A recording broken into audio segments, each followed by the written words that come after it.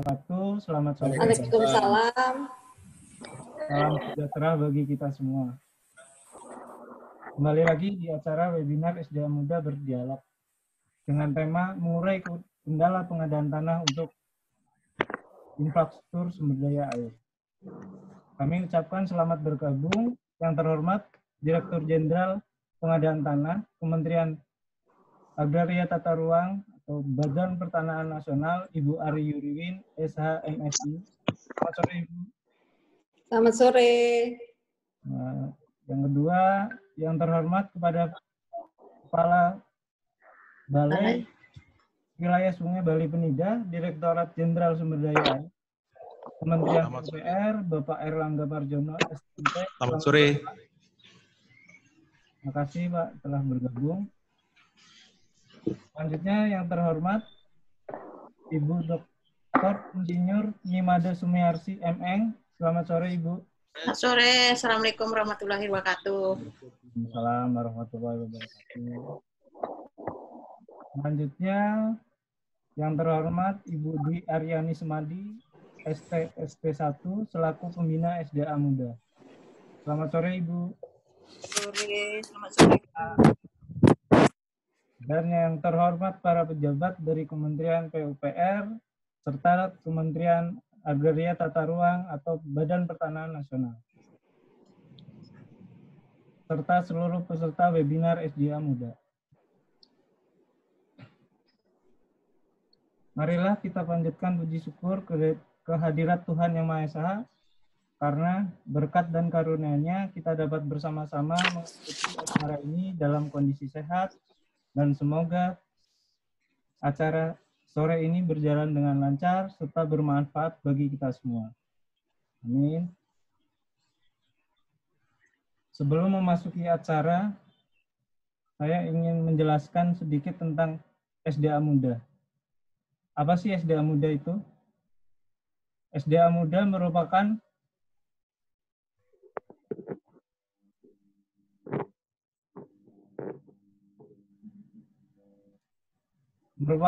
para aparatur muda di lingkungan Direktorat Jenderal Sumber Daya Air yang independen dan non-formal untuk meningkatkan jejaring dan kapasitas diri dengan prinsip seperti air, yaitu adaptif, inovatif, dan revolutif. Sudah banyak kontribusi nyata yang dilakukan SDA Muda, antara lain di bidang sosial, seperti SDA Muda Berbagi, SDA Muda Berkurban, SDA Muda Peduli COVID. Dan adapun pengembangan diri dan iptek yang telah dilakukan SDA Muda, seperti SDA Muda mengajar di sekolah-sekolah dari SD hingga perguruan tinggi, serta SDA Muda Berdialog, seperti yang kita lakukan pada sore hari ini, dengan menghadirkan para narasumber yang berpengalaman untuk memberikan tips dan motivasi kepada para SDA Muda. Jadi sudah paham kan tentang SDA Muda? Jangan lupa ikutin terus infonya tentang SDA Muda dengan follow Instagram @sda_muda.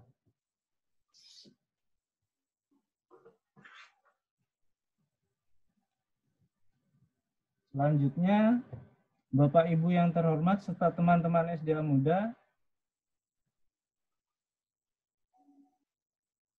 ini salah satu baju SDA Muda ya, Bapak Ibu.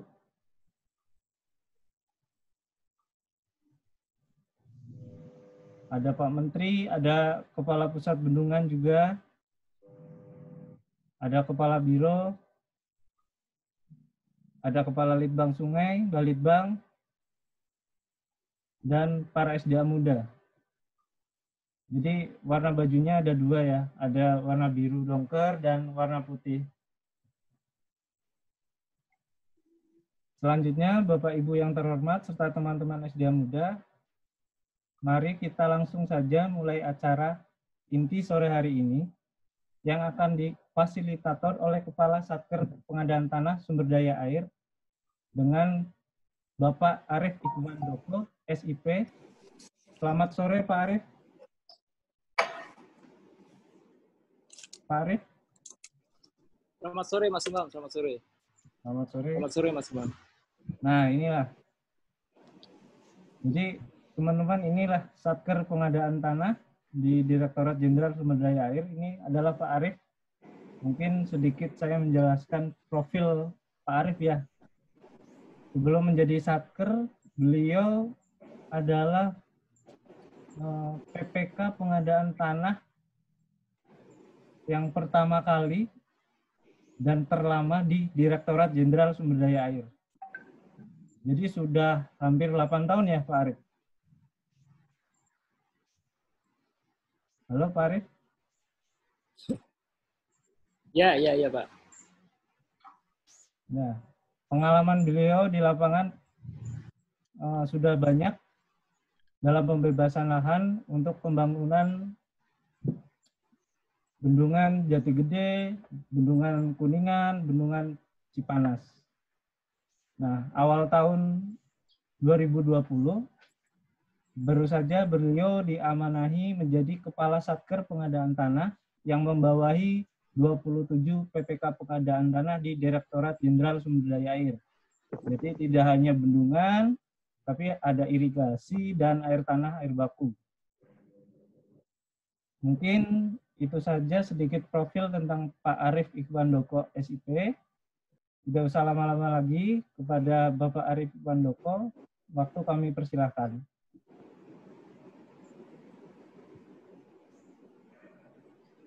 Terima kasih atas waktunya, Mas Imam. Mungkin mohon maaf, Ibu, karena terkendala jaringan, mungkin suara saya rada terputus-putus untuk bawakan acara pada siang hari ini. Bapak, Ibu yang terhormat, serta para rekan-rekan SBA Muda, kemudian juga para peserta dari instansi lain yang saya hormati. Pertama-tama terima kasih kami sampaikan kepada narasumber, terutama Ibu Ari Yuriwin dan juga Pak Airlangga Marjono yang sudah meluangkan waktunya di kesempatan sore hari ini untuk berbagi pengalaman dan berbagi ilmu, terutama kepada kami-kami yang masih muda, yang kurang pengalaman dalam menjalankan tugas. Dan Bapak-Bapak, Ibu sekalian, langsung saja kita mulai acara diskusi pada hari ini. Jadi nanti pada kesempatan sore hari ini ada dua narasumber. Yang pertama, Ibu Ari Yuriwin, selaku Direktur Jenderal Pengadaan Tanah Kementerian ATR BPN, yang tentu saja tidak asing lagi bagi kita semua, karena bisa dikatakan beliau itu seperti Sri Kandinya pengadaan tanah. Jadi memang sudah syarat pengalaman. Terus kemudian yang kedua ada Bapak Airlangga Marjono.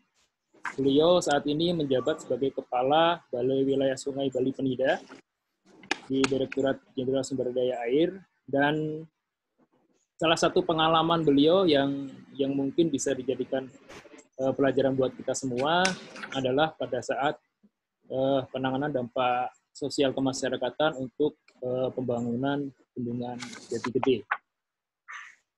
Bapak, Ibu sekalian, mungkin pertama-tama saya sampaikan terlebih dahulu mengenai tata cara seminar pada sore hari ini. Yang pertama mungkin nanti paparan yang disampaikan untuk kesempatan pertama kami berikan kepada Bu Ari. Untuk durasi waktunya 10-15 menit, Bu, karena kita juga keterbatasan waktu. Yang kedua, mungkin nanti ke Pak Airlangga Marjono, waktunya juga sama, Pak, 10-15 menit. Selanjutnya, setelah acara paparan selesai, kita adakan sesi tanya-jawab. Cuman mekanismenya, karena kita tidak berada satu ruangan, jadi nanti apabila ada pertanyaan, bisa disampaikan di chat room, di fasilitas chat, Nah, nanti kami dibantu host dan juga panitia akan mensortir pertanyaan yang kira-kira relevan dan urgent untuk segera diselesaikan. Dan perlu kami sampaikan bahwa mengingat tema kita adalah mengurai kendala pengadaan tanah untuk infrastruktur sumber daya air, kami harapkan dari partisipan semua ketika akan mengajukan pertanyaan, kami harapkan yang ada temanya dengan kendala pengadaan tanah untuk infrastruktur sumber daya air. Untuk sementara mungkin itu yang bisa kami sampaikan sebagai pembuka. Untuk selanjutnya kami persilahkan kepada Bu Hari Yuriwin untuk menyampaikan materinya. Persilakan Bu, terima kasih. Ya, terima kasih Pak Imam, Pak Satker. Assalamualaikum warahmatullahi wabarakatuh. Pertama-tama tentunya masih di bulan Ramadan, 1 Syawal 1441 Hijriah. Minal aidin wal faizin, mohon maaf lahir batin untuk Bapak dan Ibu sekalian. Dan tentunya terima kasih kesempatan untuk sore ini bisa bergabung menyapa SDA Muda. Saya terima kasih bisa bertemu dengan para SDA Muda untuk kemudian kita sama-sama bagaimana memahami pelaksanaan pengadaan tanah untuk bendungan dalam rangka pelaksanaannya melalui Undang-Undang 2 2012. Jadi karena waktunya sangat terbatas ya Pak Erlangga, Bu Made, terima kasih juga untuk supportnya untuk sore hari ini. Bapak Ibu, kita ketahui bersama bahwa ada 4 tahapan pelaksanaan pengadaan tanah, dari mulai dokumen perencanaan, kemudian tahapan persiapan, pelaksanaan hasil, dan penyerahan hasil. Tadi saya bincang-bincang dengan Pak Imam, udah ada yang sertifikat belum hasil pengadaan tanah? Belum, Bu. Dan isu-isu mengenai pelaksanaan pengadaan tanah untuk bendungan ini memang Ibu sudah evaluasi, yang tentunya yang pertama mungkin dari tahapan persiapan. Ya, jadi tahapan persiapan ini banyak sekali kejadian ataupun dalam praktek di lapangan, dokumen perencanaan dengan keadaan fisik di lapangan yang nanti hasil pengadaan tanah itu berbeda. Seperti contohnya yang di Bali ya, bendungan apa tuh Pak Erlangga, dokumen perencanaannya 40 hektar, tetapi kemudian realisasinya hasil pengukuran kita kurang lebih 60 hektar. Demikian juga pada tahapan, karena tadi tidak sesuainya dokumen perencanaan dengan realisasi pada saat pengadaan tanah, ini akhirnya berdampak luasannya bertambah, nilai ganti ruginya bertambah, BUPP-nya bertambah. Jadi ke depan Bapak dan Ibu, untuk tahapan perencanaan, kita akan memfasilitasi dan akan terbit Permen ATR BPN mengenai juknis dokumen perencanaan.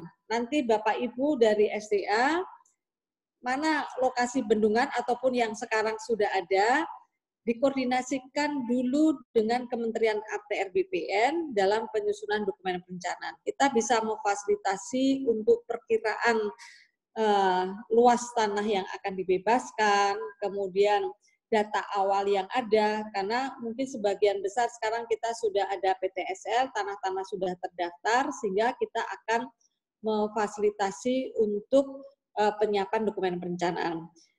Kemarin saya evaluasi ataupun yang bendungan di Bolomongando ya, mana Gorontalo, Mas Imam, yang di Gorontalo, ini hasil di dokumen perencanaan dan Gorontalo ya, yang di Gorontalo. Itu hasil perencanaan. Ya. Kemudian hasil sosialisasi konsultasi publik atau setelah diterbitkan Penlog, dan setelah kita pelajari Bapak dan Ibu, ini data dokumennya jauh sekali berbeda. Ya, contohnya di dokumen perencanaan maupun di tahapan persiapan hanya 726 bidang. ternyata hasil identifikasi sementara kita dari dokumen kita, peta kita yang ada ada 2.760 bidang.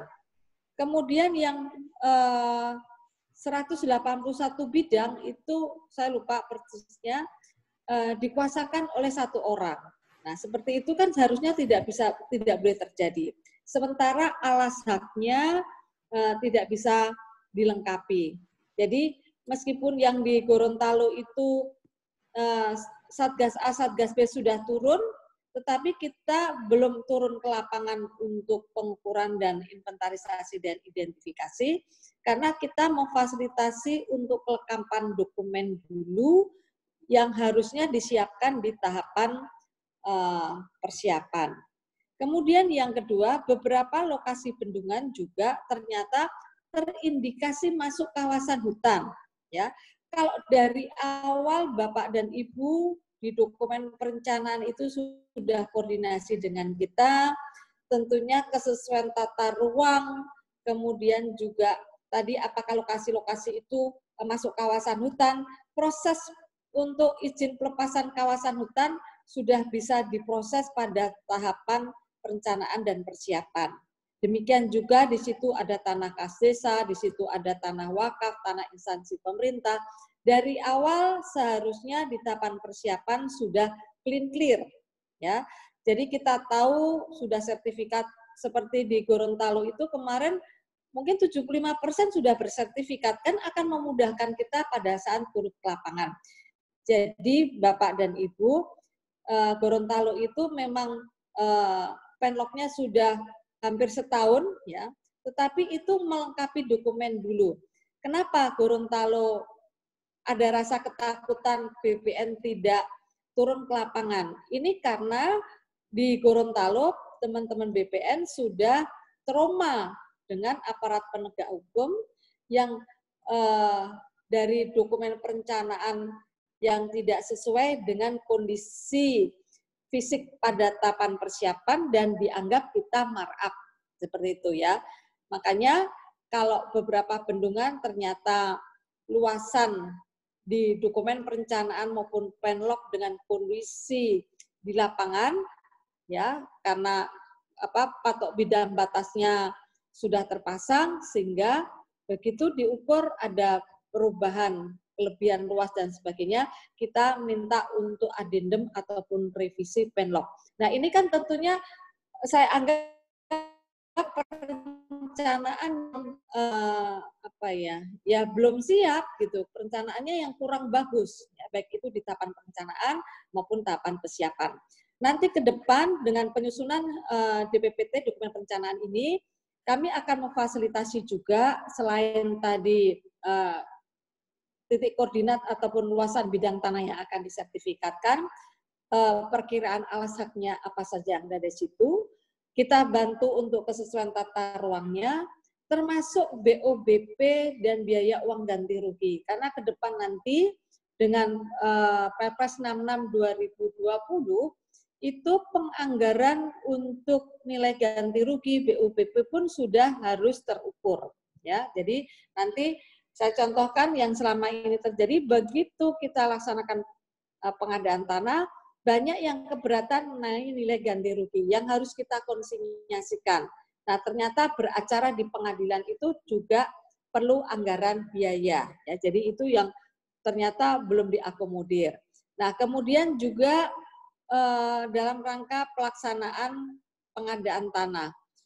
Jadi begitu penlog keluar dari gubernur, Kanwil akan minta expose, ya, apa yang sudah dilakukan di tahapan perencanaan maupun persiapan dan termasuk kesediaan anggaran. Saya contohkan mungkin ini sedang terdampak COVID-19, beberapa lokasi kita sudah akan melakukan musyawarah untuk nilai ganti rugi. Ternyata anggaran PUPR tadi di Bina Marga, Pak Dirjen, Bu, anggaran kita dipotong 40% gitu. Jadi kita juga nggak berani melakukan musyawarah kalau dananya belum siap. nanti kita sudah musyawarah, karena kondisi COVID ini tentunya harapan masyarakat karena tadi menginginkan segera diganti rugi. Saya contohkan kemarin beberapa kegiatan di ruas jalan tol menggunakan momen Lebaran ya, supaya mereka musyawarah setuju karena mereka butuh dana untuk keberlanjutan kehidupannya dan sebagainya, ataupun kebutuhan-kebutuhan mendesak selama COVID-19. Nah, ini juga kita prioritaskan. Jadi Bapak dan Ibu, tahapan-tahapan di tahapan perencanaan, tahapan persiapan, ya, ini harus clear dulu sebelum tahapan pelaksanaan pengadaan tanah. Kedepannya seperti itu, sehingga meskipun ya lebih baik kita mundur 1 bulan, 2 bulan, ya, lebih baik mundur 7 hari untuk mengasah pisau supaya tajam, dan begitu kita ke lapangan kita bisa selesaikan. Jadi saya contohkan Gorontalo kemarin saya tantang Pak Kanwilnya, mungkin Pak Kanwil ini Anda berapa bulan bisa selesai? Selama dokumen alasaknya lengkap, ya, paling tidak 4 bulan selesai. Itulah. Jadi perlu tadi koordinasi dengan para teman-teman PPK untuk pelaksanaan pengadaan tanah. Kita tahu bersama Bapak dan Ibu, Undang-Undang 2 2012 itu luar biasa, karena dalam tahapan persiapan maupun tahapan pelaksanaan itu sudah diatur siapa mengerjakan apa. Kemudian sudah ada jangka waktu yang harus kita lakukan. Ya. Nah, ke depan memang tadi karena kesiapan dokumennya tidak ada, kemudian teman-teman PPK-nya juga terbatas untuk pengumpulan dokumen dan sebagainya, itu sebenarnya bukan tanggung jawab BPN secara penuh, tetapi dari tahapan persiapan seharusnya pemerintah daerah sudah memfasilitasi, mengundang sosialisasi konsultasi publik, terkumpul data awal, dokumen, sehingga pada saat tahapan persiapan itu akan mudah Bapak Ibu. Kita tinggal melakukan pencocokan data, melakukan pengukuran dan sebagainya, sehingga pada tahapan pembuatan daftar nominatif peta bidang akan memudahkan kita. Kemudian yang penting juga yang nanti kita harapkan pada saat begitu penlok ditetapkan, dari PPK sudah harus memasang patok bidang batas keliling, termasuk masyarakat bidang per bidangnya, sehingga BPN akan turun ke lapangan akan lebih mudah.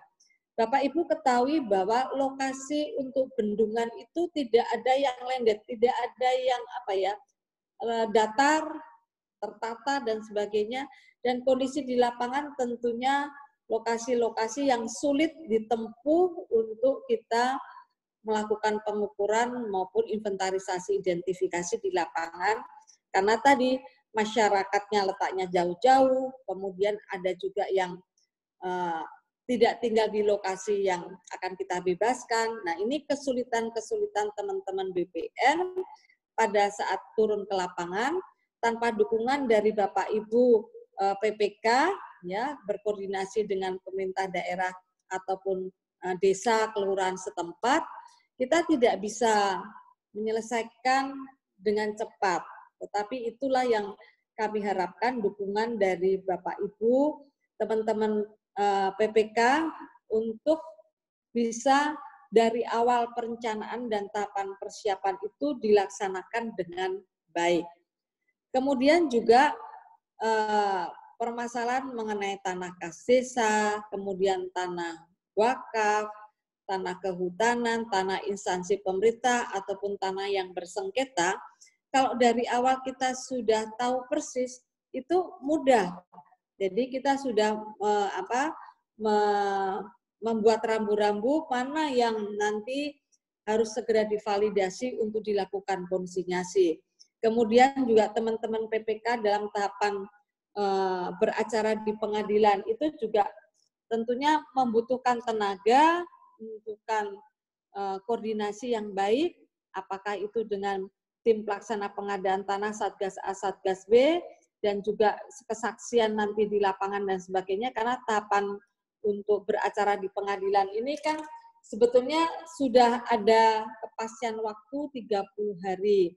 Yang pertama mungkin tadi pembacaan gugatan, kemudian jawaban atas gugatan, kemudian kesaksian, bukti-bukti saksi yang harus kita siapkan, dan juga yang minggu keempat adalah pemutusan hasil sidang untuk konsinyasi. Nah, ini perlu dikoordinasikan juga tim yang akan memfasilitasi untuk beracara di pengadilan. Kalau semua diserahkan ke BPN juga tidak mungkin, ya, jadi harus terfasilitasi. Kemudian juga biaya operasional, biaya pendukung sampai dengan sertifikat itu juga harus difasilitasi. Perkiraan nilai ganti rugi itu yang biasanya ternyata bengkak, ya, bengkak nilainya karena mungkin dokumen perencanaan dibuat tahun 2017, realisasinya baru tahun 2019, dan tentunya dengan jangka waktu 2 tahun itu nilai tanahnya akan berubah, bidang tanahnya jumlahnya akan, kalau tambah kecil nggak masalah, tapi kalau luasan dan bidang tanahnya bertambah itu akan berdampak penilaian ganti rugi. Kemudian juga tentunya karena review BPKP ini, karena bendungan ini selalu dibayar dengan mekanisme pembayaran langsung oleh Elman, diperlukan review BPKP sebelum pembayaran. Itu pun juga kami akan mengatur kalau memang harus ditindaklanjuti dengan review BPKP. Review BPKP itu dilaksanakan sebelum dilakukan musyawarah, ya, supaya pada saat musyawarah nilai ganti ruginya sudah clear gitu. Jadi jangan masyarakat sudah setuju dengan nilai X, begitu mau pembayaran masih direview oleh BPKP, nilainya berkurang. Ini yang membuat kita repot.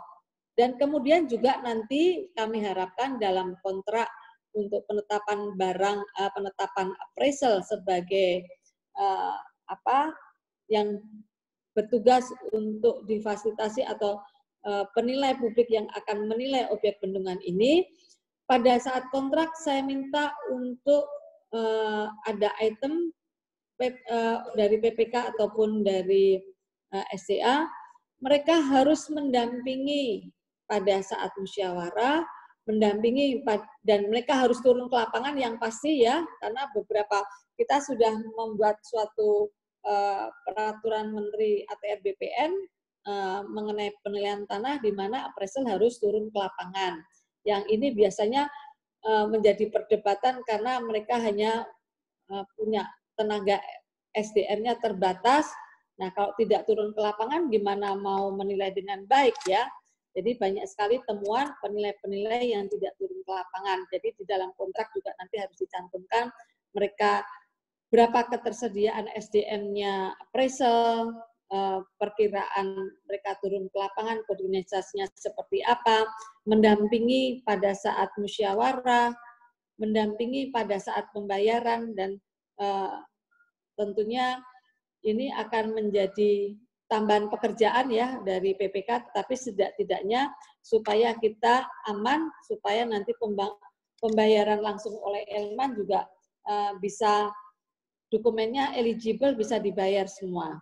Termasuk tadi saya tanya Mas Imam, sudah ada yang belum, sudah hasil pengadaan tanah sudah disertifikatkan? Belum. Dan saya melihat bahwa masih banyak 51 bendungan yang menjadi PSN ini mungkin baru 40% kalau saya perhatikan, atau 50% lah yang berprogres, dan sebagian besar masih belum ditindaklanjuti, ya. Nah, kendala-kendala ini kami mohon dari teman-teman SCA bisa dikoordinasikan ke kami, karena tadi Pak, kalau sudah ada masalah, Pak Menteri PUPR baru hubungi saya menyampaikan, Bu Ari ini bagaimana, Bu Ari ini bagaimana. Maksud saya sebelum Pak Menteri PUPR turun ke lapangan, kita sudah harus selesaikan dulu internal teman-teman BPN dan teman-teman di SDA. Kemudian juga saya mengingatkan Bapak dan Ibu, dalam masa COVID ini, COVID-19, kita sudah punya protokol untuk pelaksanaan pengadaan tanah. Jadi juga protokol COVID-19 ini juga harus diikuti. Satker ataupun PPK juga harus memfasilitasi teman-teman BPN pada saat turun ke lapangan, laksanakan musyawarah dan juga pembayaran ganti rugi sesuai dengan protokol COVID-19. Jadi mungkin ini lebih baik Bapak dan Ibu nanti dari 51 bendungan kami harapkan Mas Imam bisa dikoordinasikan. Kita kemarin sudah di Jogja ya, kita kumpulkan semua, tetapi progresnya kan belum semuanya tuntas. Baik itu untuk tanah pengganti, tanah wakaf, tanah kas desa, dan sebagainya. Mungkin sementara ini Mas Imam. Terima kasih Bu Ari. Terima kasih Bu Ari, paparannya cukup padat dan mudah-mudahan bisa dipahami oleh teman-teman. Kalaupun nanti tidak paham, bisa kita lanjutkan pada sesi tanya jawab.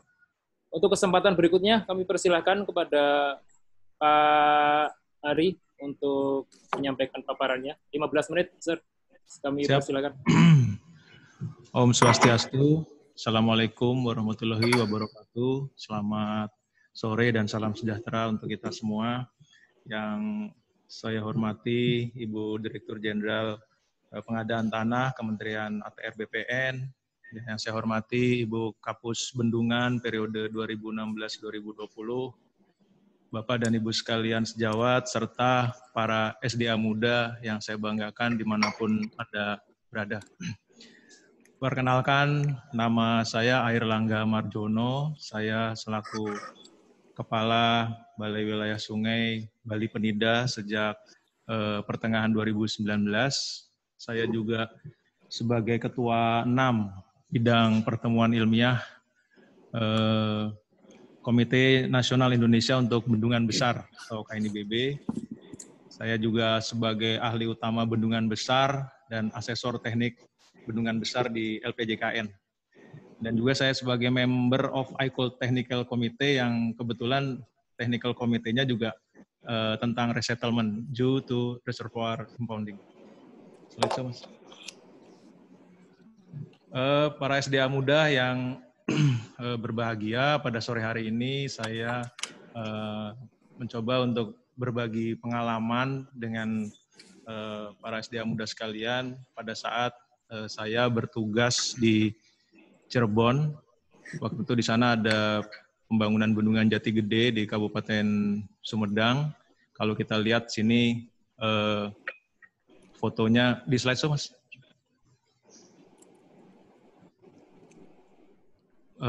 Fotonya sudah bisa terisi bendungannya dan sudah dimanfaatkan dengan volumenya mencapai sekitar 1 miliar meter kubik dan dimanfaatkan untuk jaringan irigasi di daerah Rentang dan untuk air baku di daerah Sumedang, Cirebon, dan Majalengka. Lanjut. Kebutuhan tanah pada saat itu di Bendungan Jati Gede adalah 4.180,9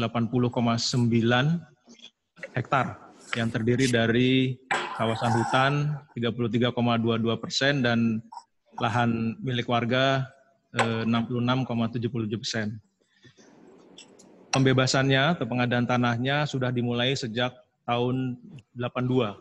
Jadi bendungan ini sudah direncanakan sejak tahun 63, baru mulai dikonstruksi pada tahun 2007 dan diselesaikan 2014, kemudian diisi pada 2015. Jadi ada beberapa dasar hukum yang kita gunakan untuk pembebasan tanah yang begitu lama, dari tahun 92 sampai 86, kemudian 97. Pertama adalah menggunakan dasar hukum Permendagri nomor 15 tahun 75, di mana di sana diamanatkan bahwa di samping ganti rugi juga masyarakat yang terdampak disediakan relokasi. Kemudian sampai terakhir di Undang-Undang tahun 2016 itu sudah menggunakan Undang-Undang 2, namun juga kalau saya nggak salah pada saat itu Undang-Undang 2 pun juga masih ada transisi dengan Perpres 40 dan Perpres 99, sehingga Undang-Undang 2 itu baru, kalau saya nggak salah ini baru berlaku efektif pada 1 Januari 2015. Nah, permasalahannya adalah karena lamanya proses pembebasan tanah dari tahun 82 sampai tahun 2016, sehingga para penerima UGR itu belum keluar meninggalkan daerah genangan. Jadi ada yang sudah keluar malah kembali lagi karena memang waktu itu proyeknya belum mulai, dan juga kakaknya bertambah, jadi beranak pinak, anak, cucu, mantu, cicit bahkan sudah semua berkumpul di lahan yang sudah dibebaskan, sehingga diperlukan dasar hukum untuk memperlakukan mereka agar bisa keluar sebelum pengisian waduk dilaksanakan. Lanjut. Dasar hukum yang pada saat itu diterbitkan adalah Perpres nomor 1 tahun 2015 tentang penanganan dampak sosial kemasyarakatan pembangunan Waduk Jati Gede. Dan kalau saya nggak salah ini juga Perpres ini kemudian dikembangkan sekarang menjadi Perpres 66 atau Perpres 58 2017 dan 66 2018 kalau nggak salah, yang kaitan dengan penanganan dampak sosial terhadap penyediaan tanah. Kemudian juga di bawahnya itu ada tata cara pelaksanaan dari Perpres ini, yang intinya Perpres ini adalah memberikan santunan dan pengganti tempat tinggal. Jadi bagi masyarakat yang penerima ganti rugi dengan Permendagri nomor 1575 yang pada waktu itu haknya belum diselesaikan oleh pemerintah, ini diselesaikan melalui Perpres ini. Sampai tata caranya, dan kita membentuk suatu tim Samsat yang diketuai oleh waktu itu Kepala Bapeda di Provinsi Jawa Barat, yang isinya adalah berbagai lintas sektor yang semua melaksanakan porsi masing-masing untuk melaksanakan Perpres ini. Di Jati Gede inilah pertama kali terbentuk PPK pengadaan tanah untuk di Direktorat Jenderal SDA. Bahkan dulu PPK pengadaan tanah itu jabatannya keren itu. Dulu ada namanya Deputi Pengadaan Tanah. Jadi Deputi Pengadaan Tanah itu berada di bawah Kepala Satker, dia merangkap sebagai PPK Pengadaan Tanah. Lanjut, Mas. Isi dari Perpres itu kurang lebih seperti ini. Jadi yang pertama adalah menetapkan administratif yang mendapat santunan, yaitu di 5 kecamatan dan 28 desa. Kemudian penduduknya itu, yang penerima santunan itu dibagi menjadi 2, kategori A dan kategori B. Kategori A itu adalah penduduk yang waktu itu menerima ganti rugi berdasarkan Permendagri nomor 15 tahun 75, dan kategori B adalah penduduk selain itu, baik itu pecahan kakaknya maupun penduduk yang datang belakangan dan berdiam di genangan dan lain sebagainya. Jumlah penduduk itu disensus oleh tim fasilitasi atau tim Samsat tadi dan ditetapkan oleh Bapak Gubernur dan diverifikasi oleh BPKP, kemudian di SK-kan oleh Pak Menteri PU untuk mendapatkan pembayaran santunan. Jadi untuk kategori A itu terdiri dari penggantian nilai uangnya, jadi dalam bentuk uang tunai, itu dari penggantian bangunan, pengadaan tanah, dan tunjangan kehilangan pendapatan. Kemudian di kategori B mendapatkan biaya seperti yang tercantum di depan. Lanjut, Mas. Untuk jumlah penduduknya yang sudah di-SK-kan oleh Pak Menteri itu, untuk tahap pertama itu ada 10.924. Jadi pada tahun 82 itu jumlah penduduk yang penerima itu kurang lebih sekitar 4.500 KK. Di 2015 sudah bertambah menjadi 10.924 KK. Dan ini sudah pada saat itu sampai dengan Desember 2016 sudah diselesaikan 10.351 KK untuk kategori A dan kategori B. Dengan berjalannya waktu, terdapat beberapa komplain atau keluhan dari masyarakat, sehingga pada saat itu kita menerjunkan kembali tim untuk melakukan sensus tambahan, sehingga muncullah angka lagi 613 yang di-SK-kan oleh Pak Menteri 1 tahun kemudian. Untuk kategori A, 1 KK mendapat 122 juta, kategori B, 1 KK mendapat 29 juta, dan semua dibebankan kepada APBN dengan berdasarkan Perpres nomor 1 tahun 2015. Lanjut. Ini adalah dokumentasi pada saat kita melakukan pendaftaran, validasi, verifikasi terhadap penduduk yang berhak. Kita ambil sidik jarinya, kita foto, kita data betul-betul sehingga datanya itu masih sampai sekarang masih tersimpan, sehingga betul-betul kita yakinkan bahwa memang yang bersangkutanlah yang berhak. Lanjut. Kemudian dengan berjalannya waktu, sekarang skema pengadaan tanah bendungan yang kami laksanakan di BWS Bali Penida, kebetulan ada dua bendungan yang semuanya memerlukan pembebasan tanah. Terdiri dari 2, yaitu proyek strategis nasional dan non-PSN. Untuk yang PSN sendiri adalah dibayar dengan dana Elman, sedangkan untuk yang non-PSN dibayar dengan menggunakan dana APBN reguler. Dulu kalau nggak salah ada 2 alternatif itu di Elman itu, baik dengan talangan maupun dengan pembayaran langsung. Kalau untuk di Bali yang PSN sudah menggunakan pembayaran langsung. Jadi dulu yang dana talangan itu terobosan dari teman-teman di pusat bendungan, mencontoh dari jalan tol. Jadi kita waktu itu belajar tentang bagaimana cara mengeksekusi dana talangan. Nah sekarang kita justru Bina Marga, justru jalan tol belajar dari kita untuk pembayaran langsung, karena pembayaran langsung yang pertama dilakukan oleh Elman adalah di bendungan. Lanjut. Yang selanjutnya adalah proses pengadaan tanah yang PSN, Bendungan Sidan. Lanjut, Mas. Karena ini PSN dan dibayar oleh menggunakan dana Elman, sehingga ada beberapa tambahan regulasi yang harus kita ikuti, yaitu di Perpres 102 dan PMK 21, sehingga yang menjadi dasar hukum bagi Elman untuk membayar ganti rugi pengadaan tanah di PSN. Lanjut.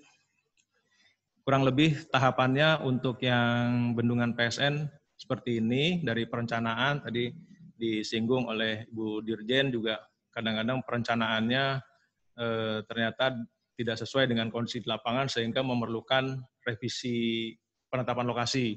Dan ini di kedua bendungan kita mengalami hal ini, Bu. Jadi keduanya mengalami revisi penetapan lokasi, dan alhamdulillah koordinasi kita dengan Bapak Gubernur cukup baik sehingga tidak memerlukan waktu yang lama untuk kemudian merevisi dan melanjutkan kembali proses pengadaan tanah ini. Di situ ada pelaksanaan, lanjut penilaian, dan review BPKP. Nah ini kalau yang PSN, seperti tadi Ibu sampaikan, memerlukan review dari BPKP. Kemudian juga ada penelitian berkas yang di Elman itu juga memerlukan waktu. Setelah itu Elman menjadwalkan untuk pembayaran ke lapangan, menunjuk bank, kita melakukan kegiatan pembayaran di lapangan. Lanjut, untuk yang penyerahan hasil ini belum, untuk di Sidan dan di Tamblang kita belum laksanakan. Lanjut, Mas. Ini adalah penetapan lokasi di Bendungan Sidan yang terakhir. Lanjut. Ini peta bidang yang kita butuhkan untuk genangan di Bendungan Sidan dan termasuk area kerja dan jalan akses. Lanjut. Ini berkas-berkas yang diperlukan atau yang dicek oleh teman-teman BPKP dalam rangka review. Lanjut. Nah ini progresnya. Ini jumlah bidangnya. Jumlah bidangnya 165 bidang di Bendungan Sidan yang sudah terbayar 119, kemudian kita masih menunggu proses di Elman ini sudah masuk 20 bidang, kemudian akan kita konsinyasi 5 bidang yang masih sengketa, dan ada ganti rugi atas tegakan di tanah negara. Jadi terindikasi ada tanah negara yang digarap oleh masyarakat, dan ini nanti nilai ganti ruginya sudah kita alokasikan menggunakan dana reguler APBN. Lanjut. Ini adalah progresnya. Jadi yang sudah yang sudah terbayar itu sebanyak 119 bidang, 108 miliar kurang lebih, 80%, 70% atau 80%, dan masih ada beberapa yang di bawah, di tabel yang bawah itu yang dalam proses penyelesaian. Lanjut. Ini foto-foto pada saat kita melakukan sosialisasi dan musyawarah di Bendungan Sidan. Lanjut. Ini pada saat pembayaran, kebetulan waktu itu kita laksanakan 27 Desember ya, 27 Desember 2019, waktu itu belum pakai masker sama belum menjaga jarak. Lanjut. Nah, ini yang sudah tahap kedua, tahap ke-1-nya. Jadi pada saat pembayaran di Sidan itu ada masyarakat yang datang dengan tidak lengkap berkas-berkasnya, sehingga tidak bisa kita laksanakan pembayaran. Kemudian kita susulkan pada saat sudah bulan Februari kita bayarkan, dan kita sudah pakai masker itu situ. Sehingga waktu itu situasinya sudah mulai mengharuskan kita menjaga jarak. Lanjut. Kemudian yang ketiga, lesson ketiga ini kita juga punya bendungan tambang yang non PSN. Jadi sebagai pengganti bendungan Telaga Wajah yang PSN yang tidak dapat dilaksanakan, kita punya bendungan tambang. Ini prosesnya lebih cepat. Lanjut. Lebih cepat. Nah, dasar hukum yang digunakan Undang-Undang 2 dan Perpres 1. Lanjut. Ini prosesnya lebih cepat karena di sini kita tidak ini uangnya sudah ada di Satker Bendungan dengan APBN murni. Kita tidak memerlukan review BPKP dan juga tidak memerlukan penelitian berkas dari Elman. Jadi dari balai dengan teman-teman BPN Kabupaten Buleleng langsung bisa melaksanakan pembayaran. Dan ini juga tadi yang diceritakan Bu Ari, ini juga pada saat perencanaan mengalami perubahan luasan di penloknya. Jadi penloknya direvisi, bahkan dokumen perencanaannya juga jadinya ikut direvisi karena teman-teman di Pemda ingin ada terjaga juga aspek akuntabilitasnya, kok bisa merubah luasan. Kemudian bisa keluar penloknya di 30 Oktober 2019. Memang pada saat itu dana pengadaan tanahnya belum ada di tahun 2019, baru ada di tahun 2020 ini, dan karena memang persiapannya sudah dari Agustus 2019, di bulan Februari 2020 ya sudah bisa kita bayar. Di bulan Januari 2020 sudah kita bisa bayar, dan alhamdulillah pada saat itu belum ada refocusing anggaran sehingga bisa kita eksekusi kurang lebih progresnya. Lanjut. 95%. Ini dari 212 bidang sudah terbayar 192 bidang dan sudah terserap 229 miliar. Ada 20 bidang yang masih ketinggalan kemarin karena pada saat proses pembayaran yang bersangkutan belum bisa melengkapi berkas juga ya. Berkas kepemilikannya belum lengkap, ditunggu sampai 7 hari. Ditunggu sampai 7 hari ternyata belum lengkap juga, sehingga dari BPN Kabupaten Buleleng menyarankan ini untuk dikonsinyasi, dan ini sudah kita bayar juga biaya perkaranya. Mudah-mudahan bisa diselesaikan melalui mediasi, tidak perlu ke persidangan, sehingga dalam waktu yang tidak terlalu lama ini sudah bisa dibayar, dan alhamdulillah ini juga sudah kita sisihkan aman dari refocusing. Lanjut. Ini dokumentasi pada saat pengumuman hasil inventarisasi dan identifikasi oleh P2T. Lanjut. Ini proses pembayarannya. Waktu itu juga masih Februari belum ada jaga jarak ya. Januari ya. Januari belum mengharuskan kita untuk pakai masker dan menjaga jarak, sehingga kita masih bisa berfoto di situ. Lanjut. Baik SDA muda yang saya banggakan, final lesson-nya adalah sebaik-baiknya prasarana SDA yang dibikin oleh manusia masih paling bagus prasarana sumber daya air yang diciptakan oleh Tuhan Yang Maha Esa. Oleh sebab itu, semua program-program kita, tindakan kita, pemikiran kita harus kita lakukan untuk Mbak Dedari, Mbak Dedari dan Mbak Sunari. Dedari itu demi danauku lestari, Sunari itu sungaiku indah dan lestari. Sekian dari saya. Mohon maaf apabila ada hal-hal yang kurang berkenan. Wabillahi taufiq wal hidayah. Wassalamualaikum warahmatullahi wabarakatuh. Om Santi Santi Santi. Terima kasih. Waalaikumsalam warahmatullahi wabarakatuh. Ada peningkatan juga Pak Ari di Bali jadi pinter singkat-singkatan. Sebelum kita lanjutkan ke sesi tanya jawab, izinkan kami untuk menyampaikan ucapan selamat datang untuk Pak Yogi. Pak, selamat datang di diskusi SDA Muda. Beliau adalah salah satu pembina SDA Muda. Mohon izin ini Pak, kita berdiskusi lagi mengenai masalah pengadaan tanah karena memang masih menjadi topik yang sangat menarik Pak untuk permasalahan pengadaan tanah ini. Selamat sore Pak Yogi. Assalamualaikum warahmatullahi wabarakatuh. Waalaikumsalam. Waalaikumsalam semuanya. Assalamualaikum. Waalaikumsalam. Selamat sore Pak Yogi. Iya, selamat sore. Lanjut. Saya udah lama sebenarnya. Ya. Kita lanjutkan Bapak dan Ibu sekalian. Kita masuk ke sesi tanya jawab. Sudah ada beberapa pertanyaan yang ada di chatroom kita. Mungkin kita langsung saja. Boleh saya? Kita langsung saja untuk pertanyaan yang pertama.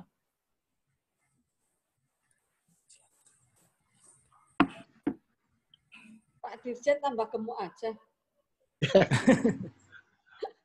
Oke, silakan Pak. Silakan Pak Yogi.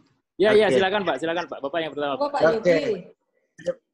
Terima kasih waktunya. Pertama saya mengucapkan khusus kepada Ibu Dirjen, Bu Arini, ucapan minal aidin wal faizin, mohon maaf lahir batin dari saya dan keluarga saya. Kedua juga saya gini ya, kepada SDA Muda, tadi tolong diperhatikan itu, ada satu flowchart itu gambar keramat itu menurut saya. Ya, itu sangat sakti, keramat, itulah senjatanya dari Ibu Arini. Kalau itu punya cakra, lah itu Bu Arini punya itu. Itu yang bisa menjawab dalam rangka pengadaan tanah, ya. Dari pengalaman, ya. Dari pengalaman karena itu ceritanya banyak, tadi sudah ceritakan, dasarnya Undang-Undang 2 ya. Kemudian juga di sana ada banyak disiplin. Hanya itu yang perlu kita perhatikan, selain kalau kita sudah pelajarin itu adalah yang kedua, di implementasinya.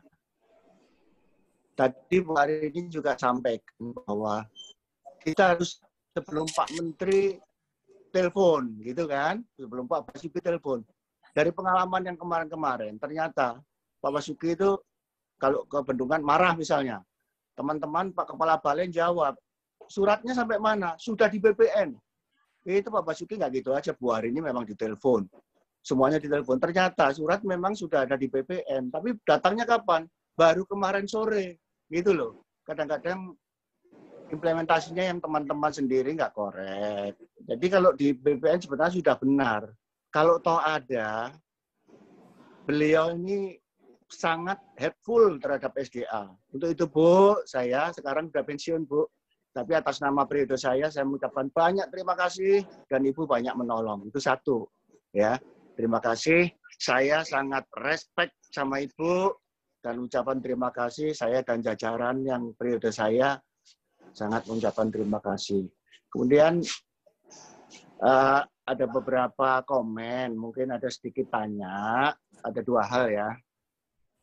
Yang pertama saya kira gini Bu, implementasi daripada pembebasan tanah ini, untuk bendungan khususnya ya, Ibu banyak menyelesaikan masalah yang sangat menurut SDA, menurut saya sih susah, tapi ternyata bisa dengan cara Ibu. Makanya Ibu, permintaan saya jangan bosan-bosan kalau teman-teman datang ke Ibu. Dan saya harapkan Ibu nggak pensiun-pensiun. Terus Ya udah. supaya bisa menolong kita-kita. Jadi gini, untuk bendungan itu biasanya, untuk bendungan itu kan biasanya besar itu biayanya. Dan itu waktunya juga lama, pasti multi-years gitu.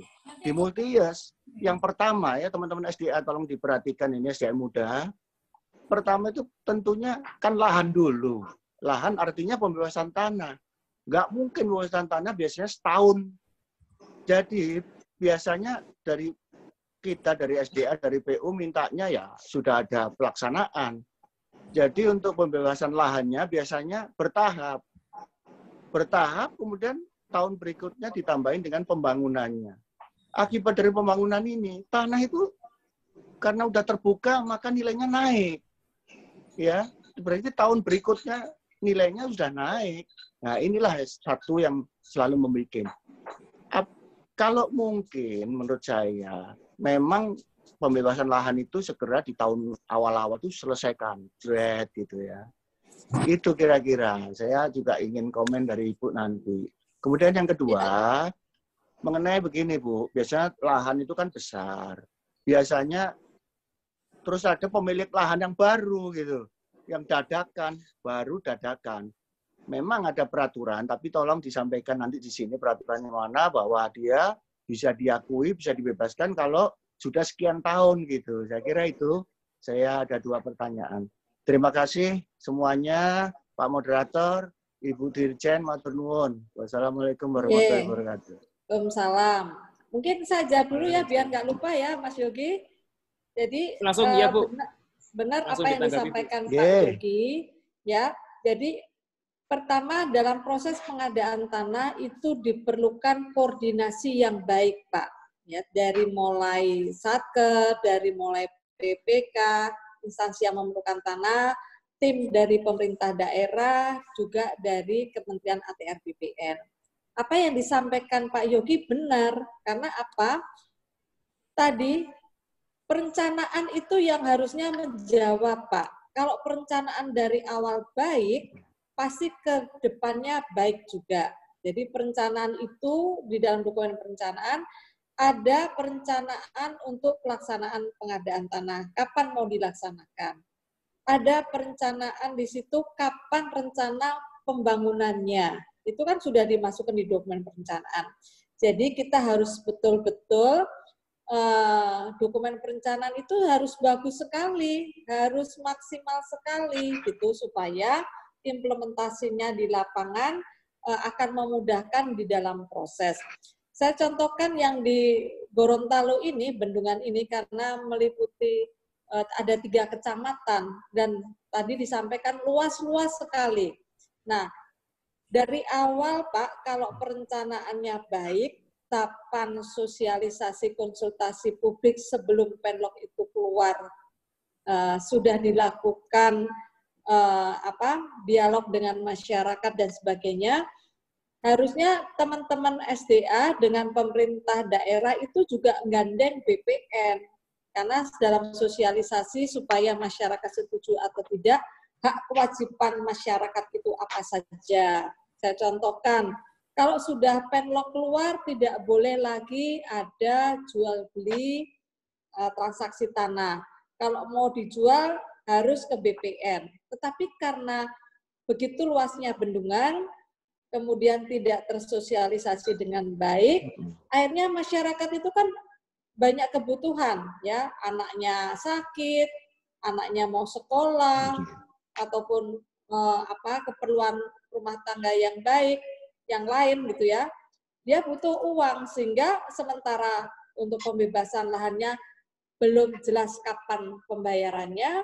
Nah ini kan juga terkendala akhirnya menimbulkan masalah mereka sudah jual beli di bawah tangan setelah penlok dan sementara mereka tidak tahu kalau itu ada larangan untuk dialihkan.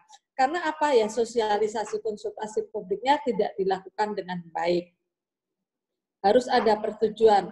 Saya contohkan kemarin yang di Gorontalo itu ada 181 kakak yang memberikan kuasa kepada 1 orang.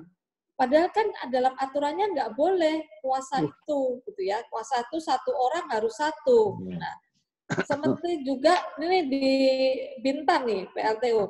Ada 37 sertifikat, penguasanya satu. Ternyata mereka sudah jual dulu di bawah tangan. Nah, ini kan kita repot, Pak. Tetapi kalau dari tahapan perencanaannya sudah baik, makanya kita sekarang membuat, maksud saya, dari teman-teman SDA, harus sering berkoordinasi dengan teman-teman kami di ATR BPN, ya, supaya kita memandu dari awal.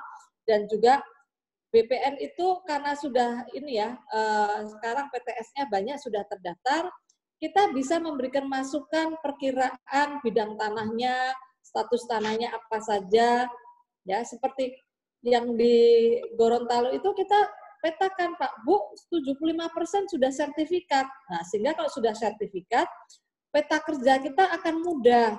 Oh iya, berarti alasaknya sudah sertifikat, itu akan memudahkan. Oh iya, yang tadi tanah negara dimanfaatkan oleh masyarakat sudah lebih 10 tahun, ataupun seperti kita membebaskan Bandara Kertajati, ternyata bangunannya baru berumur 4 bulan, 10 bulan. Ya, itu tidak boleh kita ganti rugi. Ya, aturannya bahwa bangunan itu sudah terbangun lebih dari 10 tahun, penguasaan fisik dan sebagainya. Dokumen alas-hak ini akan bicara, Pak. Makanya dari awal kita koordinasikan dengan pemerintah daerah bukti-bukti alas-hak. Yang terjadi di Gorontalo juga begitu. Dari yang kita tuh terbenturnya dengan aparat penegak hukum. Apalagi teman-teman di seberang kantor saya itu, teman-teman yang pakai baju coklat. Itu kalau sudah ada isu, ada tadi seperti markup, kemudian alasan yang enggak benar, ketakutan, Pak. Ya, kita tidak berani turun ke lapangan. Jadi Gorontalo itu teman-teman BPN justru mengamankan teman-teman SDA, karena kita meskipun mundur 1 tahun, tapi saya kemarin sudah dijanjikan, Bu, 4 bulan ke depan kita sudah selesai, karena dokumen pendukungnya, alasaknya 2.760 KK sudah siap, yang disiapkan oleh pemerintah daerah. Begitu Pak Yogi, jadi benar apa yang disampaikan Pak Yogi, tergantung dari kualitas dokumen perencanaan, tahapan pelaksanaan pengadaan tanah, dan pelaksanaan pembangunannya. Sip, ya. Ya, terima kasih Bu Ari. Ya. Terima Pak kasih Yogi, Bu Ari. aku juga sudah pensiun, Pak. Bulan depan. Waduh, jangan dulu, Bu. Loh, enggak, memang sudah pensiun. Saya kebetulan udah diangkat jadi tenaga ahli, jadi tetap bisa bantu teman-teman SDA. Kayak Bu Made nih. Oke, sip. Sip, alhamdulillah. Alhamdulillah. Saya boleh sedikit? Boleh. Arif, ya. Iya, Baik, terima kasih Bu Ari. Alhamdulillah Pak Haris Prayogi bisa gabung. Saya tadi mungkin benar-benar saya juga sama seperti Pak Haris Prayogi, apalagi saya yang biasanya langsung berhubungan dengan Bu Ari, masalah tanah, benar-benar sangat-sangat terbantu oleh Bu Ari. Kadang-kadang saya sedih banget nih Bu Ari pensiun, tapi untuk jadi tenaga ahli ya, jadi masih bisa. Jadi saya ingat sekali Bu, setiap ada masalah, saya ke tempat Ibu, kemudian beberapa kali kita rapat besar ya Bu ya. Ingat nggak ada berapa teman itu? Ini kami lagi rapat dengan Bu Ari, tolong, wah langsung kanwil BPN-nya itu langsung Bu. Jadi Ibu sakti sekali Bu. Jadi kami masih Imam, tapi pusing. Ari, gue kesel. Gue menangis-nangis sama begitu. Itu di banyak sekali permasalahan di lapangan yang bisa diselesaikan setelah berkonsultasi dengan Ibu atau rapat meeting dengan Ibu. Sekarang kami juga, mohon maaf Bu, mengakui kalau memang perencanaan bendungan itu, terutama masalah pengadaan tanahnya, itu sering sangat jauh meleset setelah adanya pelaksanaan di lapangan. Itu memang sulit. Seperti contohnya memang yang ekstrim itu teman-teman di Gorontalo Bu. Jadi Gorontalo itu contohnya karena dulu larapnya ternyata dibuat oleh provinsi, kemudian kebetulan juga BPN teman-teman di Gorontalo yang baju coklat itu juga masalah yang jor itu Bu ya, gor itu ya Bu ya. Jadi memang kita harus hati-hati. Jadi saya terima kasih sekali kalau memang sudah sekarang teman-teman Kanwil BPN di Gorontalo sudah juga saya juga sering kontak dengan kepala balainya. Jadi mereka juga sekarang sudah bisa berkoordinasi dengan baik. Jadi sekali lagi Ibu, mudah-mudahan Ibu tidak pensiun dari pengadaan tanah. Itu terharu. Terima kasih sekali Ibu. Terima kasih Bu. Assalamualaikum warahmatullahi wabarakatuh. Sama-sama Bu Made. Insya Allah masih bisa support SDA. Apalagi SDA muda nih. Aku seneng nih kalau yang muda-muda. Yang tua-tua nggak usah. Ya Bu, makasih Bu. Nanti ketua kalau main sama Mas Imam, Mas Arief, muda-muda ya ikut muda. Harus sering-sering ke kantor belakang Mas Arief. Bisa-bisa di sini. Ya Bu. Lola iya loh, sekarang lagi COVID, kakak juga kagak berani. Iya. Harus sering di sini ya. Kapan-kapan rapat di tempatnya Mas Imam. Iya betul. Siap Bu. Tapi nggak tahu saya Mas Arief udah punya ruangan nggak di Murah? Di lantai 4 Bu. Nanti kalau sudah ada Bu, aman Bu. Ruangan bisa di ruang itu kan, ruang aula apa di kantin. Siap Ibu, terima kasih. Terima kasih Bu Ari. Selanjutnya Bu, kita lanjut tanya jawab dari chatroom. Yang pertama mungkin pertanyaan untuk Bu Ari, ada beberapa Bu borongan. Di antaranya yang pertama masalah klasik Bu, masalah tanah timbul. Masalah tanah timbul ini yang dulunya sungai, terus kemudian dikuasai oleh warga, dan akhirnya warga menghendaki untuk diberikan ganti rugi. Nah ini yang terjadi di Bendungan Tugu, ini Satgas B meminta agar dari desa mengeluarkan surat keterangan terhadap status tanah tersebut. Nah cuman kepala desanya sudah meninggal dan PJS-nya tidak berani mengeluarkan surat tersebut. Jadi mungkin mengenai teknis penyelesaian masalah tanah timbul, Bu, yang pertama. Terus kemudian yang kedua, ini ada pertanyaan dari Aceh, Bu, dari teman-teman pelaksanaan pembangunan bendungan di Aceh, mengenai status tanah kas desa. Jadi pertanyaannya, apakah tanah kas desa itu harus selalu yang tercatat baik di pemerintah desa maupun di pemerintah daerah, karena ada beberapa kasus untuk tanah kas desa di Aceh itu secara existing diakui juga sebagai tanah kas desa, tetapi secara administratif itu tidak tercatat sebagai aset desa di dalam buku aset pemerintah desa. Jadi minta petunjuknya apakah untuk kondisi tersebut tetap bisa dibebaskan dengan mekanisme pembebasan tanah kas desa atau pembebasan tanah yang dibayarkan ke pribadi, karena biasanya tanah kas desa itu statusnya dikuasai oleh pribadi. Nah selanjutnya Bu, yang ketiga terkait ada pertanyaan juga, sebenarnya masalah klasik juga, tapi mungkin nanti ada beberapa teman yang mungkin baru bergabung, jadi bisa sekalian Ibu jelaskan, terkait kriteria tanah sisa dan luasannya, seperti apa yang bisa dibayar, dan seperti apa yang tidak bisa dibayar. Terus kemudian ada juga yang keempat, yaitu mengenai ada jalur irigasi, Bu, saluran drainase yang memotong jalur miliknya PT KAI. Nah, ini dari PT KAI itu menghendaki untuk dilakukan sewa menyewa. Tetapi dari teman-teman PPK menghendaki bahwa itu dibebaskan sesuai dengan mekanisme pembebasan tanah. Nah, itu nanti mohon masukannya, langkah yang terbaik seperti apa. Sementara untuk Bu Ari itu dulu, selanjutnya untuk Pak Airlangga, Pak, ini ada pertanyaan juga buat Bapak.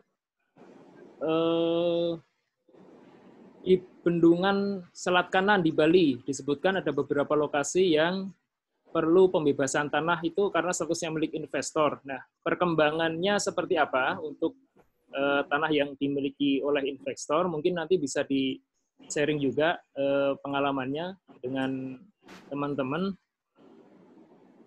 Mungkin itu dulu, Pak Ari dan Bu Ari.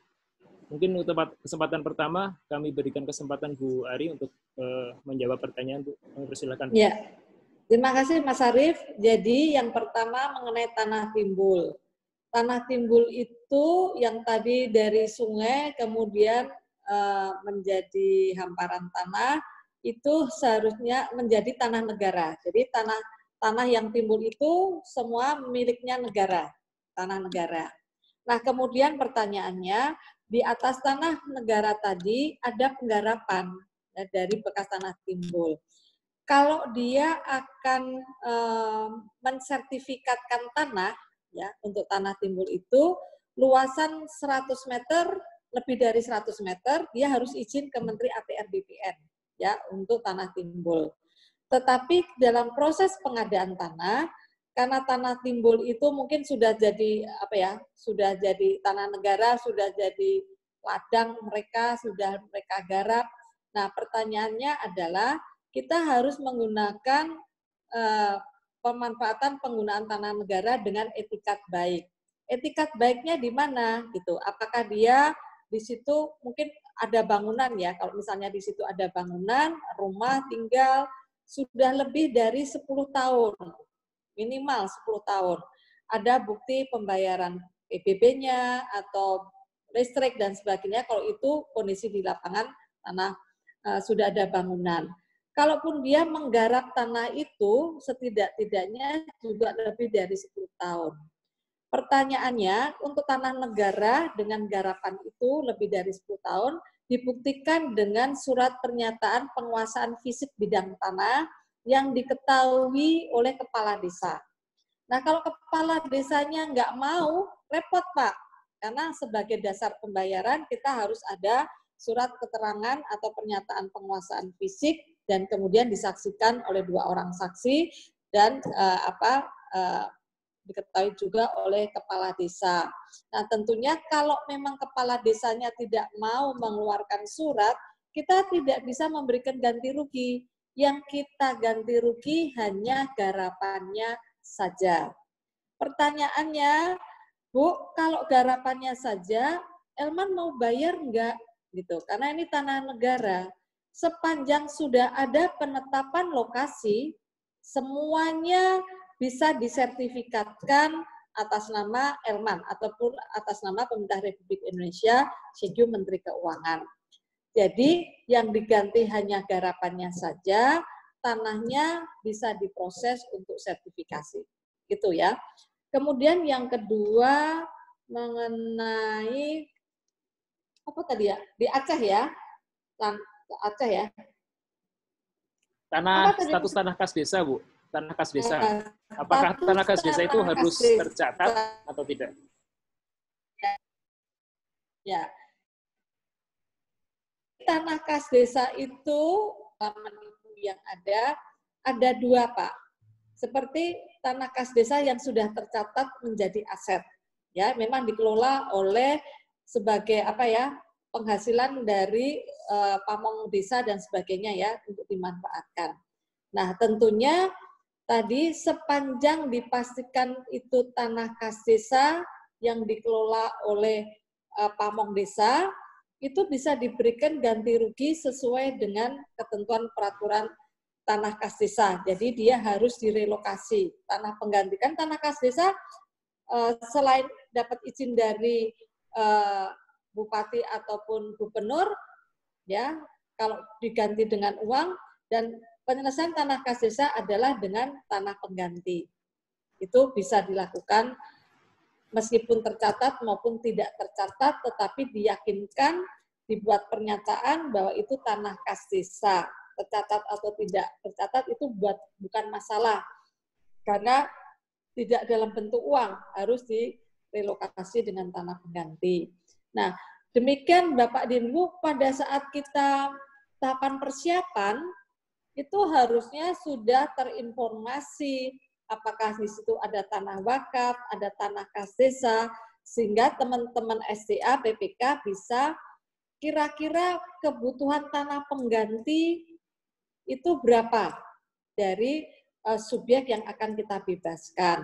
Jadi seperti itu. Jadi jangan sudah selesai bingung karena apa? Tadi penggantian untuk dana elemennya belum bisa terrealisasi, penyerahan hasilnya belum bisa dilaksanakan karena pengganti tanah kas desanya belum ada, ataupun tadi pengganti tanah kawasan hutannya belum siap, ya. Karena kalau di areal kawasan hutan, kalau itu bendungan ada 2 sistem yang kita gunakan, dijadikan areal penggunaan lain sehingga masyarakat bisa diberikan ganti rugi. Ataupun kalau tadi hanya pinjam pakai, kan kita hanya mengganti tegakannya saja. Sementara kita tidak bisa mensertifikatkan tanah itu kalau itu bukan APL, bukan areal penggunaan lain. Sehingga dari awal Bapak dan Ibu, kalau misalnya tadi terindikasi masuk kawasan hutan, nah itu harusnya sudah berproses untuk penggantian untuk kawasan hutan. Kemudian tanah sisa ya, tanah sisa. Bagaimana kriteria tanah sisa?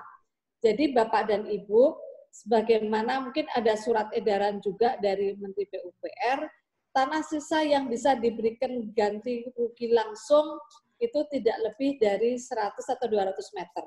Ya. Tetapi di dalam Undang-Undang 2 2012 dan Perpres 71 2012 mengamanahkan bahwa untuk tanah sisa, berapapun luasnya, sepanjang sudah tidak bisa dimanfaatkan, itu harus diganti. Gitu. Jadi berapapun luasnya. Nah, tentunya nanti dari tim pelaksana pengadaan tanah akan menghitung ataupun mengukur. Ya. Oh iya, ini sertifikat misalnya sudah sertifikat, ataupun karena kalau bendungan itu masih banyak dalam bentuk girik-girik ya.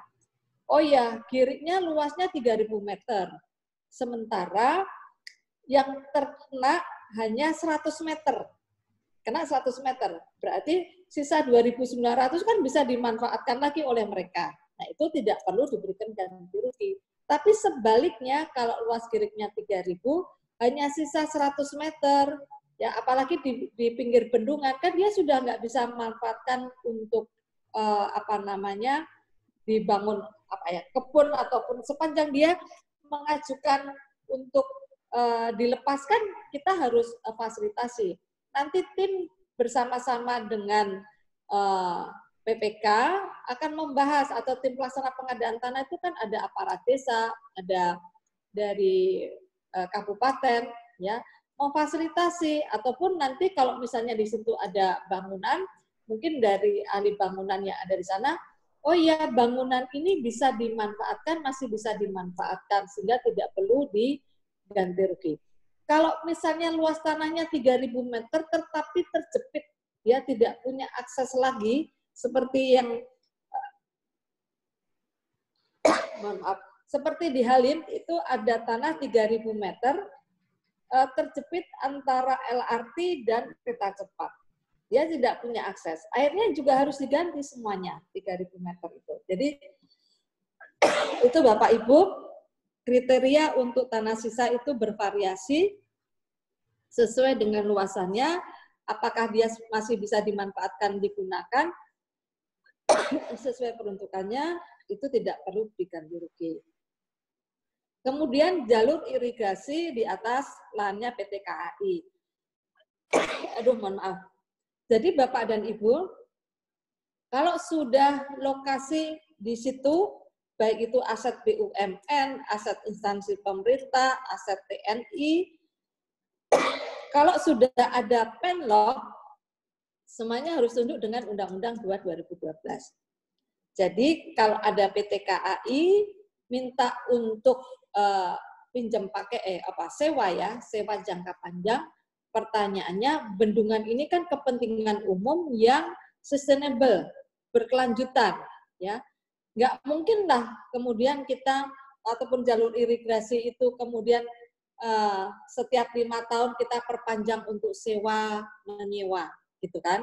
Jadi pada prinsipnya begitu ada penetapan lokasi, sebagaimana di Undang-Undang 2012 pasal 45 sampai dengan 47, dalam waktu ya 60 hari setelah penlok, apabila izin perizinannya itu belum dilengkapi, itu tanahnya sudah menjadi tanah negara sehingga bisa dilakukan untuk kepentingan umum. Saya kira itu Mas Arief.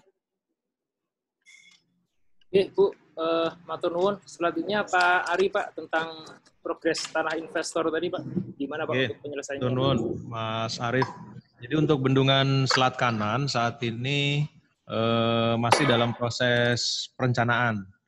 Bendungan Selat Kanan ini lokasinya ada di sebelah hilir dari Bendungan Sidan dan masih dalam tahap desain sehingga belum masuk ke tahap pembebasan tanah. Sementara untuk Bendungan Sidan dan Bendungan Tamblang tidak ada yang milik investor, semua atas nama perorangan, dan alhamdulillah khususnya di Bendungan Tamblang itu hampir seluruhnya sudah bersertifikat sehingga memudahkan kita untuk proses pengadaan tanah. Itu Mas Arief, terima kasih. Oke, Pak Ari, terima kasih. Bu Dirjen, izin Bu menyambung diskusi kita masalah yang Bung Walo Ulu tadi. Informasi yang disampaikan ke kami kan pada saat ini memang teman-teman dari tim perencanaan bendungan sedang melakukan perbaikan Bu atas dokumen perencanaan, sedang dilengkapi. Nah, cuman akhirnya kan teman-teman di pelaksanaan kan juga ini kayaknya sudah geringingan ini Bu, kalau bahasa Jawanya itu harus menunggu. Nah, apakah ada kemungkinan untuk dilakukan kegiatan paralel Bu, dalam artian untuk dokumentasi dokumen yang sudah lengkap itu Satgas A dan Satgas B bisa turun terlebih dahulu. Yeah. Nah, nanti terhadap dokumen yang belum lengkap, nanti mungkin yang lain bisa menunggu Bu untuk prosesnya. Ya, baik. Kemarin saya sudah koordinasikan dengan Pak Kanwil. Ini kita nggak ngajak Kanwil ya, nggak ya? Kemarin saya sudah komunikasi dengan Pak Kanwil dan bersedia untuk dilakukan tahapan. Mungkin sudah turun ke lapangan belum, yeah. Pak Arief?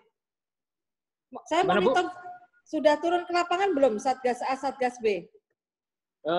Informasi sore tadi masih belum, Mbak. Bu, jadi dari tim persiapan sedang mengumpulkan berkas, tapi untuk Satgas A dan Satgas B masih belum berani turun, Bu.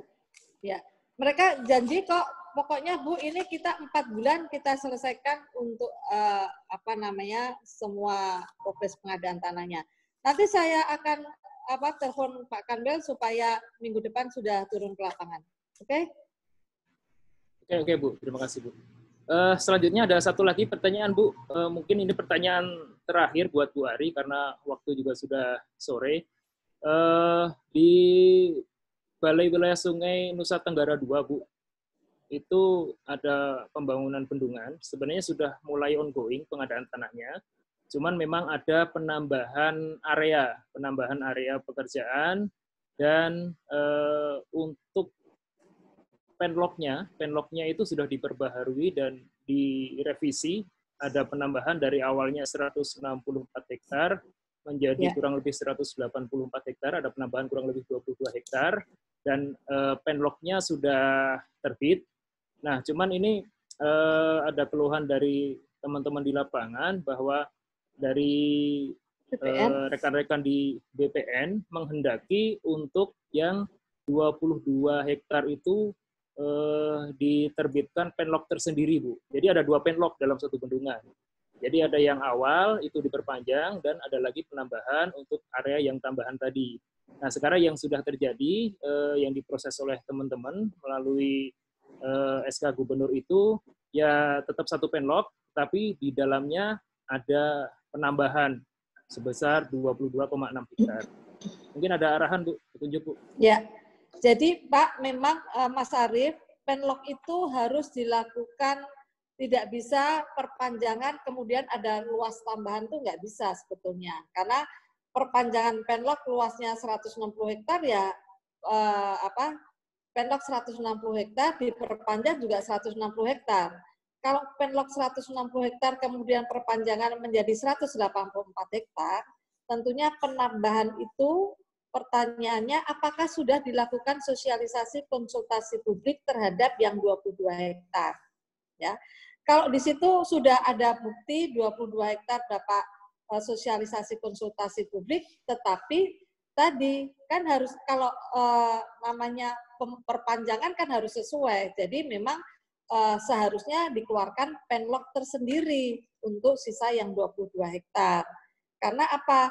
Tadi jangan sampai nanti dokumennya kita tuh harus hati-hati ya, karena aparat penegak hukum itu selalu akan melihat bahwa yang diminta pertama 160 hektar sekarang ada penambahan. Tentunya harus dibikinkan berita acara, sosialisasi konsultasi publiknya harus ada, kemudian alasannya juga harus ada. Jangan sampai nanti teman-teman BPN dipersangkakan atau teman-teman SCA karena ada penambahan luas yang kemudian tidak dilakukan sosialisasi konsultasi publik dengan baik. Gitu. Sepanjang ada surat dari gubernur bahwa sudah dilakukan sosialisasi konsultasi publik, kemudian sudah ada data penambahan itu, oke, tapi namanya seharusnya memang tidak benar itu, harusnya dikeluarkan penlok baru. Penlok tersendiri, ya, karena nanti kan rancu Pak, penganggaran yang pertama dengan yang kedua ini kan akan berubah. Gitu. Jadi ke depan nggak boleh lagi terjadi seperti itu ya, penambahan luas. Pertanyaan aku penambahan luasnya itu nambah desa, nambah atau tidak? Nambah luasan saja Bu, nambah luasan. Nambah luasan. Ya. Tetapi informasi yang disampaikan ke kami untuk sosialisasi terhadap bidang-bidang tanah yang terjadi penambahan luasan itu sudah dilakukan sosialisasi dan sudah ada dokumen persetujuan. Nah, jadi teman-teman itu memperpanjang sekaligus merevisi mungkin Bu. Oke, ya harusnya itu dikomunikasikan dulu sama teman-teman BPN. Nanti mungkin memang Pak Kanunnya sudah sampaikan ke Ibu. Saran kami ya kalau misalnya belum dilakukan, kalau misalnya sudah dilakukan sosialisasi konsultasi publik dan persetujuan warga dengan dokumen yang lengkap, saya kira nanti kami fasilitasi ke Pak Kanwil supaya ditindaklanjuti saja. Dengan kelengkapan. Oke, terima kasih. Ya, bikinkan berita acara saja. Ya Bu. Oke, terima kasih kepada para narasumber dan juga para pembina, Bu Ari, Pak Airlangga, Pak Yogi, Bu Made. Sekali lagi mohon maaf karena keterbatasan waktu. Mungkin untuk sesi diskusi pada sore hari ini sementara kami cukupkan sekian, dan kalau bisa kami sampaikan kesimpulan diskusi. Ada banyak sebenarnya yang bisa kita ambil pelajaran, tetapi mungkin kalau bisa kita ambil intisarinya sesuai dengan tadi yang disampaikan oleh Bu Made, bahwa intinya untuk proses pengadaan tanah itu dan untuk kedepannya lebih fokus di tahapan perencanaan, karena kalau matang di dalam tahapan perencanaan, insya Allah nanti di dalam tahapan pelaksanaan karena guidance-nya sudah sangat rigid, sudah sangat rinci, mungkin tidak akan terlalu kesulitan dalam hal pelaksanaan. Dan alhamdulillah tadi disampaikan juga oleh Bu Dirjen bahwa kedepannya dari Kementerian ATR BPN akan menyusun juknis terkait dengan tahapan perencanaan dan akan langsung terlibat dalam proses perencanaan. Karena selama ini yang terjadi adalah proses perencanaan pengadaan tanah untuk pembangunan infrastruktur lebih dikerjakan atau dilaksanakan oleh dari instansi yang memerlukan tanah. Jadi harapannya ke depannya ketika perencanaan sudah matang, maka dalam hal pelaksanaan mungkin tidak akan banyak kendala. Terus kemudian tadi yang dari Pak Airlangga dapat kita simpulkan bahwa karena ya memang proses pengadaan tanah itu kan bukan proses pengadaan tanah sepihak, dalam artian apapun kendalanya asal dikomunikasikan dan dikoordinasikan dengan pemerintah daerah setempat dan stakeholder, mungkin insya Allah nanti pekerjaan tersebut akan menjadi lancar.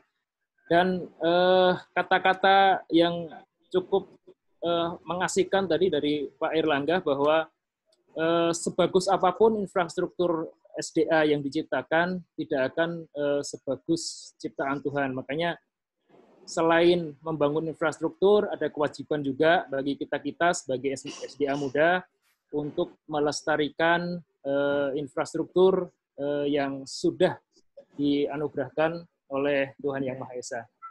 Mungkin dari kami selaku moderator cukup sekian. Mohon maaf apabila banyak kesalahan. Mohon maaf juga apabila sinyalnya kurang bagus karena keterbatasan sarana dan prasarana. Selanjutnya kami kembalikan kepada Mas Imam selaku host. Mas, kami persilakan. Terima kasih. Assalamualaikum warahmatullahi wabarakatuh. Waalaikumsalam.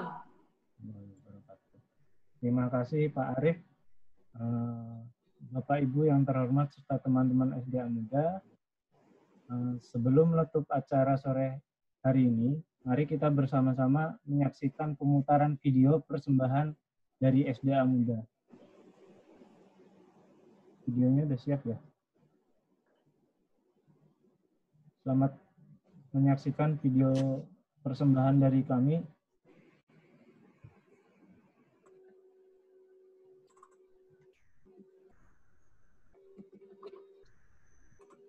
Pengadaan tanah merupakan salah satu kunci pembangunan infrastruktur di Indonesia untuk kepentingan umum. Menilik lebih dekat perjalanan pengadaan tanah untuk pembangunan infrastruktur sumber daya air yang semakin meningkat dari waktu ke waktu, ada sebuah nama dan sebuah cerita, Ibu Ari Riwin dan cerita pengadaan tanah. Di tangannya proses pengadaan tanah terbebas dari sulitnya pembebasan aspek tangible dan intangible dalam variabel rencana. Proses yang tidak hanya melihat pada sudut pandang ekonomi, tetapi juga melihatnya dari segi sosial, sehingga pelaksanaannya menjadi lebih cepat, akurat, dan minim konflik. Strategi komunikasi mencapai tingkat efektivitas dan efisiensi yang berdampak pada semakin singkatnya proses pengadaan dan pembebasan tanah, serta berujung pada kesegeraan masyarakat menikmati hasil penggantian yang sesuai. Sekalipun perjalanan karir Ibu Ari Riwin hampir mencapai garis finish pengabdian, tetapi tidak untuk cerita pengadaan tanahnya bagi Indonesia tercinta. Kesediaannya membagikan ilmunya dalam SDA Muda Berdialog kali ini dengan judul Mengurai Kendala Pengadaan Tanah dalam Infrastruktur Sumber Daya Air diharapkan akan menjadi momen diteruskannya ilmu dan pembelajaran tentang pengadaan tanah bagi generasi muda penerusnya. Kami menghaturkan banyak terima kasih atas supportnya, fully support terhadap permasalahan-permasalahan pengadaan tanah dan sangat mempercepat penyelesaian pengadaan tanah di proyek-proyek bendungan khususnya dan proyek-proyek efisiensi SDA. Selamat memasuki rumah tugas, Ibu telah bekerja dengan bermakna. Semoga Ibu semakin sukses, bahagia bersama keluarga. Saya juga mengucapkan terima kasih atas bantuan, dukungan, dan dorongan Ibu beserta jajaran pada program kegiatan pengadaan tanah di Bendungan Sidan dan Bendungan Tamblang, serta program percepatan sertifikasi aset BUMN di lingkungan Balai Wilayah Sungai Bali Pendida. Semoga Ibu senantiasa diberikan kesehatan dan kebahagiaan bersama keluarga. Ucapkan banyak terima kasih kepada Ibu Ari Riwin, Direktur Jenderal Pengadaan Tanah Kementerian ATR BPN, atas semua percepatan, dorongan, dan inovasi yang diberikan kepada kami ada kegiatan pengadaan tanah, bendungan Gondang, Bidokso, bendungan Bendo, bendungan Pukul, bendungan dan terakhir ada bendungan Belanda. Dan kami selalu mendoakan semoga Ibu selalu diberikan kemudahan, kebahagiaan, dan kesehatan. Amin ya Rabbal Alamin. Kami pun SDA Muda mengucapkan selamat memasuki masa purna. Semoga segala kontribusi Ibu Ari Yuniwin untuk Republik Indonesia ini berguna bagi pembangunan Indonesia ke depannya.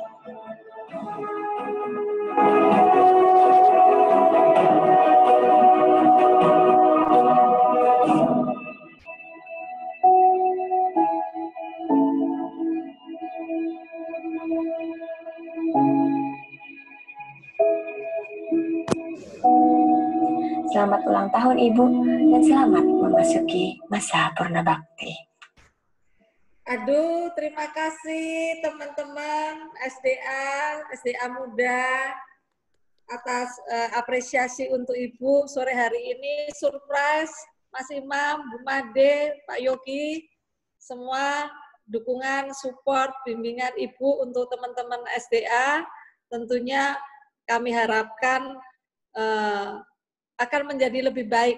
Ya, mohon supaya teman-teman Ibu support untuk membantu menyiapkan tahapan-tahapan pelaksanaan pengadaan tanah untuk bendungan. Sekali lagi terima kasih support dan dukungannya dan doa dari SDA Muda. Assalamualaikum warahmatullahi wabarakatuh. Waalaikumsalam warahmatullahi wabarakatuh. Terima kasih. Terima kasih Mas Imam. Ya Bu. Terharu Ibu jadinya. Dikerjain nih sama Mas Imam. Enggak Bu. Mbak Natali Bu ini Bu. Gitu. Thank you semuanya. Natali terima kasih. Terima kasih ya Bu. Ya. Tapi tetap berkoordinasi ya. Assalamualaikum. Oke. Ya. Mohon izin Ibu masih ada acara lagi nih. Ya. Thank you. Terima kasih. Assalamualaikum. Demikian kita semua telah mendengarkan para narasumber untuk berbagi pengalaman dalam acara sore hari ini. Dan begitu, berakhir juga acara webinar SDA Muda Berdialog. Kami mengucapkan terima kasih atas partisipasi narasumber dan Bapak Ibu serta teman-teman SDA Muda. Akhir kata, terima kasih dan sampai bertemu di webinar SDA Muda Berdialog selanjutnya. Wassalamualaikum warahmatullahi wabarakatuh. Waalaikumsalam warahmatullahi wabarakatuh. Wih, ono Mas Darto. Mas Darto piye kabare? Alhamdulillah. Wes ora mudik maneh. Oh, enggak mudik. Iku nang Lampung apa nang Jogja iku? Oh, di Jogja. Lebih ini oh, di